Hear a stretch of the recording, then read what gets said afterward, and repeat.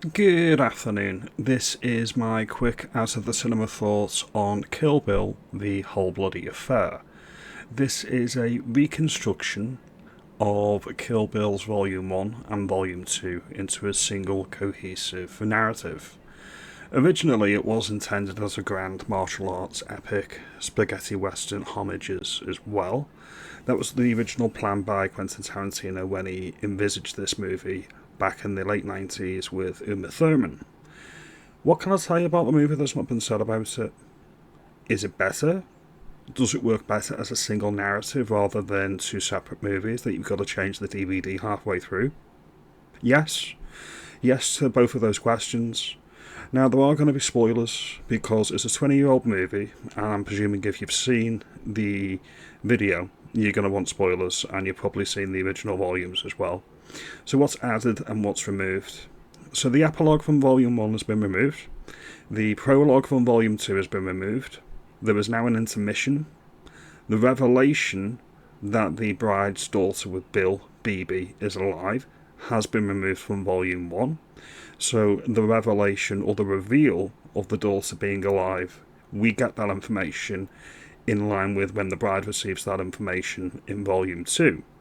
Obviously in the single movie this time. The showdown at the House of the Blue Leaves, the showpiece to the entire saga, is now in full colour. We are treated to the Eastern version of the sequence, which does not strobe to black and white, and there are additional shots of gore and violence in the movie as well. What I will call BS on, and what I will take issue with, is people saying this is Kill Bill as Quentin Tarantino originally envisaged. Not true.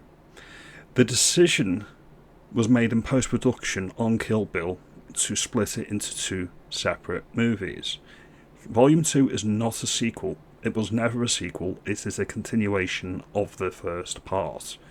So when that decision was taken in post to actually split the movie in half, that afforded both the director and the editors opportunity to elaborate and expand sequences in both parts of the experience to pad out the run times, essentially to justify two separate movie tickets or two separate theatrical experiences.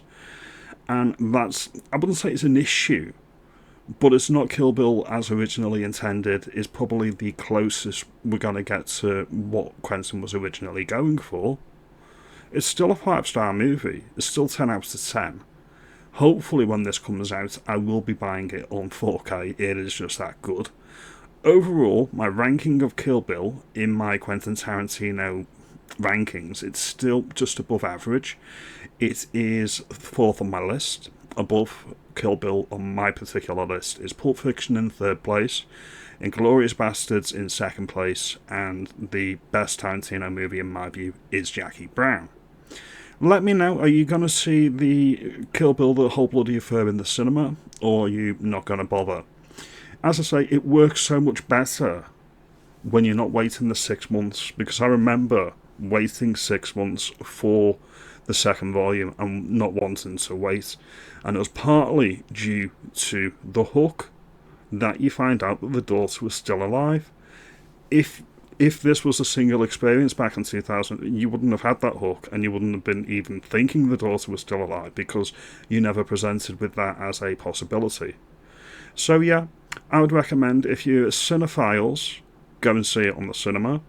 If you love Kill Bill, go and see it on the cinema. If you're a fan of Quentin Tarantino, go and see it on the cinema. There is extended footage in the anime sequence, early in the movie, with the origin of Lucy Liu's character, Oren Ishii. That is extended as well. I have justifications for why that is needed, and I also have justifications for why I really don't care. It's just good. I love all the different styles in Kill Bill. I love all the homage. I love all the original ideas. There's not frame wasted. In my opinion, it could have been longer. Your mileage may vary on that point. Now, you let me know. Do you think this is probably the best cinematic experience of this year? Do you think other movies are better? Where do you rank it on Quentin Tarantino's list? As always, like and subscribe, do all that good stuff. As I say, this isn't a quick out of the thoughts review. This is it's more nuanced because it's an older movie. You let me know your thoughts. Do you like Kill Bill? Do you like David Carradine as Bill? Again, there's different editorial choices that would have been made if it was a single cohesive story from the get-go. If it was a single story and they didn't cut it into originally, would they have withheld showing Bill until the second half of the movie? I don't think they would have. It's little things like that. So, again, just some room for thought there and give you something to think about. I appreciate your time as always. Have a good day.